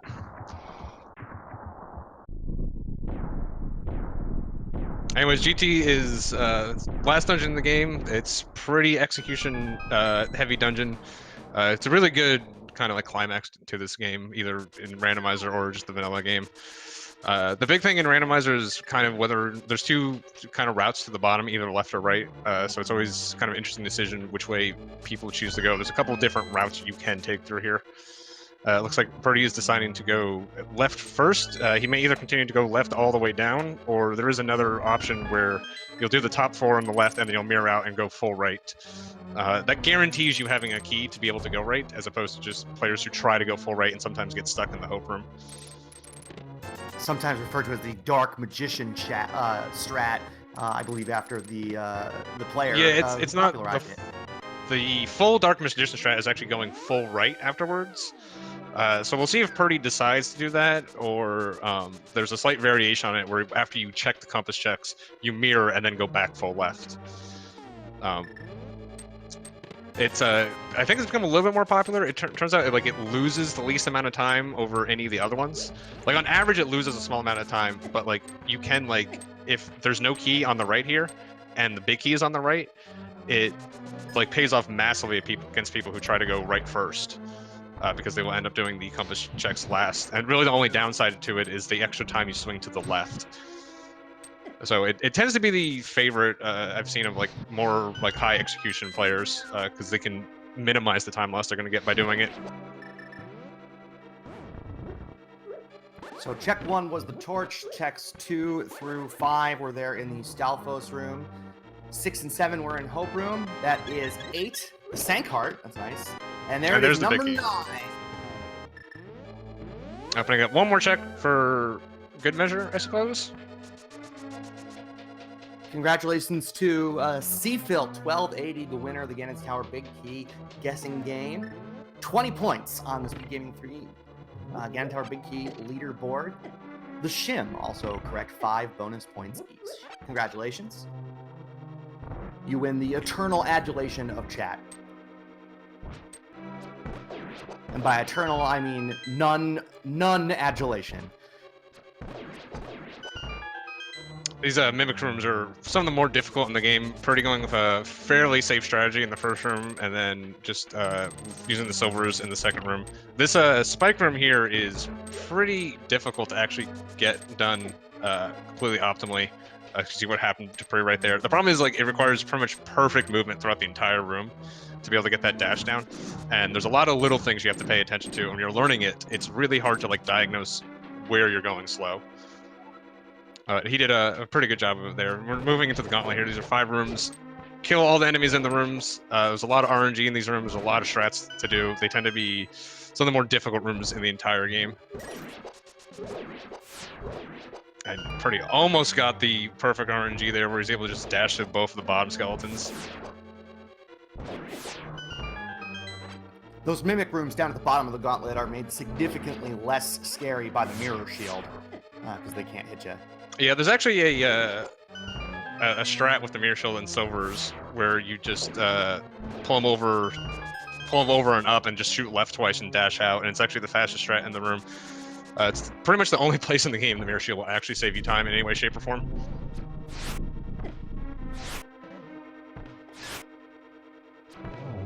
Llama fight getting away from Purdy a little bit here.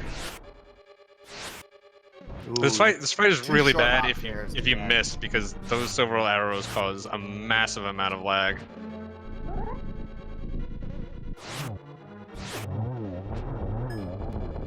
And says screw the silver arrows there at the end, finishes them off with a gold sword.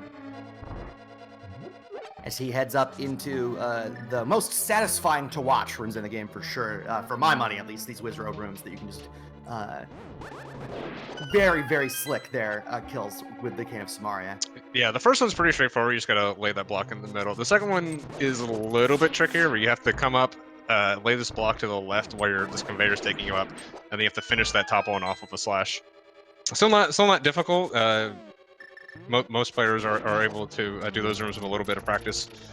Yeah, but definitely some of the cooler looking rules. The timing on the last sword slash can be a little bit tricky, but that's where I usually have trouble with it, is ending up taking a little bit too long to get up there at the end and missing the guy, the upper right Wizrobe, before he zaps out. But no problem for prdwong. You'll often see runners delay there and pick up that full magic refill, probably because they often need it, especially if you don't have full magic. But if you end up a little trouble there, be glad you got that full magic refill. All right. But if you go too quickly through that room there with the laser eyes, and you end up walking up the stairs at the same time that the torches are going out and the doors are closing behind you, you risk despawning all the sprites on this next floor, and that is a soft lock. You have to save and quit, and it's just the mirror. Oh, you mirror, yeah. You got to mirror down at any rate. If you don't have the mirror, then it becomes a big issue. Although you could just walk down and die. I suppose you could just walk down and die, but you do have to, at any rate, regardless of what you do, you have to start the gauntlet over again. Yeah, it's impossible to progress in the dungeon. It actually is causing the sprites to... It's not actually even causing despawn. It's actually causing to like shift over by one room. So nothing's where it's supposed to be. You can actually do it in Ice Palace too. In Ice 2, if you kill the Bari and he explodes the same time you go through the top door, the same thing will happen to you. For the same reason, it's that jingle is happening while you're moving through the door in the same frame. That's really only possible with like fire rodding him, so you just have to be a little careful if you fire rod any of the Boweries in that room. Ooh. I think that first hit on Aga 2 was only a single. If the energy balls hit Aga at the exact same time, it'll only register one hit. Yeah, this fight is incredibly difficult to start getting like 2 or 3 cycles on. That was a very nice finish there. A bunch of just big geometry problem, and on top of that, like sometimes there's certain patterns that aren't even possible, and sometimes like the balls come out in a certain way that you're just going to hit them at the same time, and you just can't get it. So it's a really annoying fight. Yeah, everyone headed into the big pig here. Should have absolutely no trouble taking down Ganon. Gold sword, silvers, the cape. What more could you possibly want?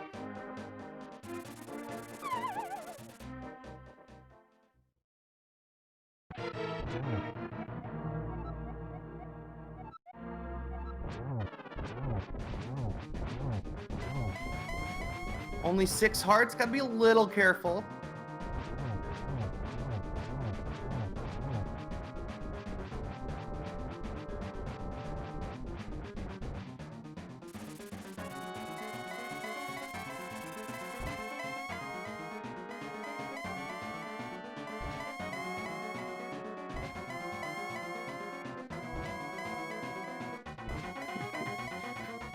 Ganon Warp's not cooperating.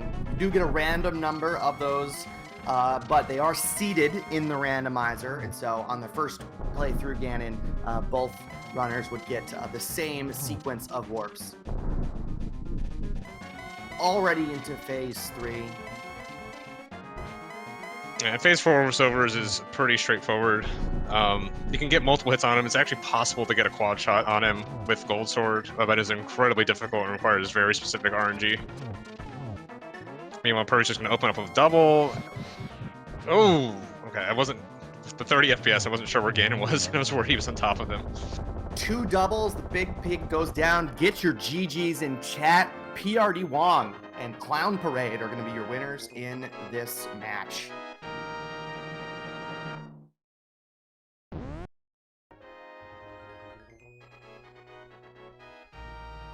And that is an official SRL time of 1 hour, 39 minutes, 38 seconds. GG's to prdwong. Yeah, Purdy will be joining us here shortly. And we're now joined by prdwong. GG. Good job on the race. GG's. Can we kind of forget my last 15 minutes? Oh, you mean when you went into Torches 2 and decided to fire rod everything but the torches? That? Yeah, the whole climb, dying to try next. Yeah. Well, I was very disappointed in you picking up the gold sword, and the one fight it saves time for you on. You didn't save time on. Terrible job. You should just retire from Rando at this point. That's really embarrassing for you. Yeah, that fight, I can sympathize with you with that fight just going completely bonkers like that. So yeah, if you missed like the first little bit, it's a difficult to get back on track there. But your thoughts on the seed, prdwong? Well, looking back on it, it seemed pretty free. I just happened to clear everything except for a couple pendant dungeons. Yeah, it was pretty straightforward. The one thing it looks like you're playing the seed fairly conservatively for most of it. The one thing you ended up kind of skipping was escape, which made sense given what you had, and then you finally got back there for the shout out to VirtuaCat. Sorry to interrupt. Digging a frowny face in the digging game right now. It's a strong move. Yeah, I believe with that, VirtuaCat is going to forfeit right there. I don't think we're going to be getting him in for an interview. Well. Get your GGs in chat for VirtuaCat. Yeah, he had some issues, but he played a nice game. But yeah, I mean, pretty much, I guess the main thing was just the ice rod. Was the missing Samaria, which you didn't really miss for that long. It made sense when you did it, and then finding ice rod. No, we are going to be joined by VirtuaCat. GG, VirtuaCat. GG's. The early turtle rock play did not work out. No. It really, No, it it really did didn't not. for you. We were talking about that. It was just like a totally defensible decision there. Unfortunately, you take the death late in there late, and it doesn't pay off though. But do you know where the ice rod is, Virtua? Yeah, I saw in chat. Yeah. Okay. Yeah. I mean, I agreed with you going in there. It just was the one place you couldn't get to, which is just that's unfortunate. Randomizer gonna randomizer. Yeah, Moonpool in the big chest and ice rod in the Mimicade was the two things.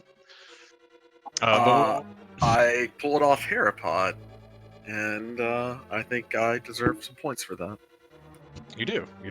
Yeah. I think the main question is how many drinks in are you now? Because I know you started at 3. I started at 2, and then I put 3 as I was finishing one, and now I'm 4. Yeah, that makes sense. Unfortunately, we were not able to track that today. If we had known perhaps sooner. We'll see if But, we can yeah, get that GG. added to the tracker for season 3 of the league. Yeah, I actually felt good up until probably the Hera area. I was like, I'm doing well. And boy howdy did that all go downhill. But I do want to say good job to prdwong. He's a good guy and an even better friend. And I hope he progresses far in this tournament. But I also hope he loses horribly. So So as I was saying during the race, at some point next week, week 2 of the league, starting on Monday, is an Ambrosia seed. prdwong and Clown Parade will be taking on Yutang Clan, a team 1/3 comprised of my commentary partner, Apathy Duck. So that should be exciting. VirtuaCat and Third Strongest Mole will be taking on 2 Pearl, 2 Furious next week in the Lake Hylia division. Who's on that team? Are they good? Trinex is on that team. They beat me. Trinex beat me the other day. So I beat him once in a friendly, and I think that was when he first started playing. So he's played a lot more than I have since then. Yeah, Trinek has been grinding this game, and we're getting some game tech here. It looks like. Is this going to be Family Feud? It is going to be Family Feud. I will sit here and commentate this all day. Are you kidding me? Absolutely. Fear, how long can we go? I'm a little bit mad you're stealing my brand though right now, which I completely stole from Solsky, to be fair. But anyways, as far as actual things, do either of you have any other comments on the seed? Like Purdy said, it was pretty straightforward, except for the ice rod. I did contemplate leaving behind the Hera big chest, but I wasn't sure if VirtuaCat could do Hera pot, so I was like, he's probably gonna get it anyways. So yeah, I think you're right. Like I played this one pretty conservatively. Yeah, it made a lot of sense. And by the time Virtua did some more stuff, so there was like nothing else for him to check. So it made sense for him to go back in for it. And he did do Hera pot the first time. I do appreciate you doing the spin speed method the first time. Thank you for that. The sprite was a little weird, so I couldn't quite figure out what was going on. But I got it in the, I guess. Okay, blame it on the sprite. This Family Feud is getting a little problematic here later.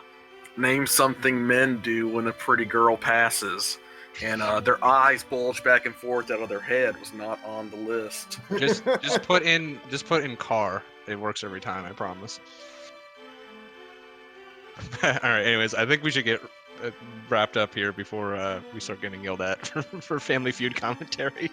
So make sure you follow our runners on Twitch, prdwong and VirtuaCat. Thanks once again to our tracker, Dark Diplomat. I appreciate you pushing the buttons back there. And Apathy Duck, it was an absolute pleasure to commentate this match with you. Yeah, it was good.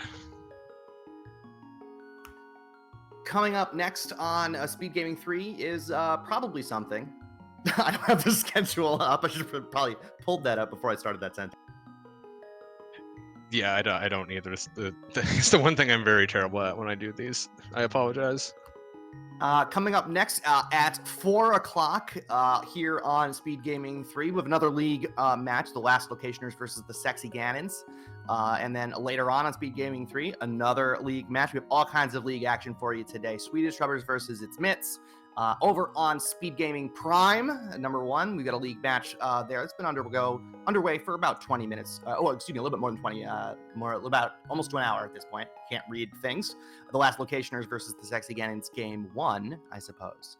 We got the Forfeiters Are Us versus Spaceballs, the Rando team. Kinda Rando Retired and Team Hot Dish. Land of the Blind Team Challenge. All kinds of league action for you on the Speed Gaming family of networks today. Good Lord, Family Feud.